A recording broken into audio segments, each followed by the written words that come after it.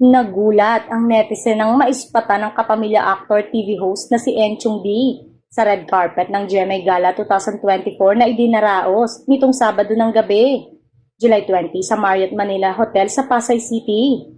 Dashing si Enchong nang maglakad mag-isa sa red carpet. Bagay na ikinataka ng mga netizen lalo na sa ex dahil wala naman daw proyekto ang aktor sa Kapuso Network unless hudyat na raw ito ng paglipat niya o paggawa ng serye nito.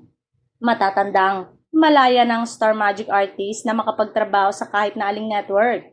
Halimbawa na nga rito sina Dominic Ochoa, Joan Bascon, Michelle Vito at iba pa.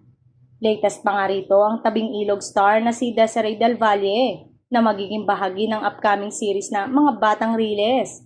Noong 2023, naging bahagi sa Desiree ng senior high sa ABS-CBN Top Build by Andrea Brillantes. Going back kay Enchong, hindi rin naman siya bahagi ng noontime show na It's Showtime. At syempre, dumalo rito ang ilan sa mga host sa pangunguna ni Vice Ganda. Pero tila nawala ang pagdududa ng mga netizen patungkol sa lipatan dahil naispatan din si Enchong sa pagsisimula ng Pinoy Big Brother Gen 11, kung saan isa siya sa mga host. It means to say, kapamilya pa rin siya as of this moment. Abangan na lamang kung may mga pasabog si Enchong sa mga susunod na araw at kung bakit invited siya sa gala.